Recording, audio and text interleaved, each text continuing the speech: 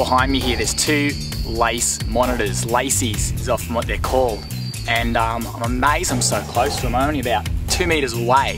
They're right there near that tree. What these guys will do when they feel threatened is shoot straight up a tree. They're expert climbers, they'll often shelter in trees as well. You never find them too far from them, just in case a predator comes along. But there's two here. One's a fair bit bigger than the other. He's probably about 1.5 meters long, which is probably an average size for this species. The other one's much smaller. I'm not quite sure what they're doing here together. They're not really a social animal. I have seen a few out here today, but they're just so unfazed. Normally when I've seen these guys, you see them in the distance and they shoot straight up that tree. But these guys are just catching the sun. I guess it is starting to get a bit warmer now. They seem to really be enjoying themselves. It's so cool to get this close. Got some awesome photos as well. What an awesome find. You gotta love goannas. Now these guys are probably one of the more common species of goanna you'll see on the east coast of Australia. However, that may not be the case in the near future.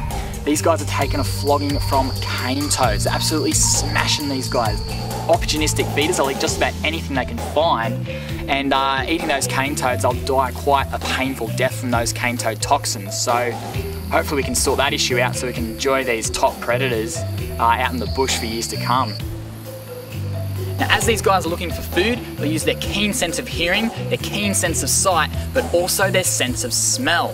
Very similar to snakes, these guys actually detect smell through the Jacobson's organ. They'll get scent particles on their tongue's forked just like a snake, bring that back into their mouth and process that sense of smell.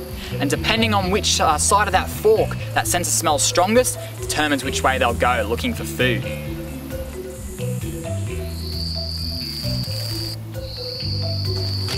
Now, it's not uncommon for lace monitors to frequent areas where people are, often in picnic areas or barbecue areas that are adjacent to bush.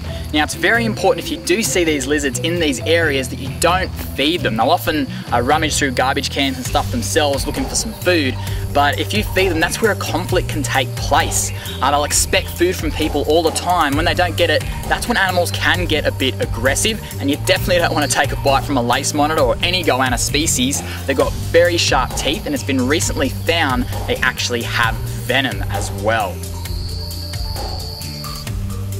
Goannas, Aussie goannas, lace monitors, awesome.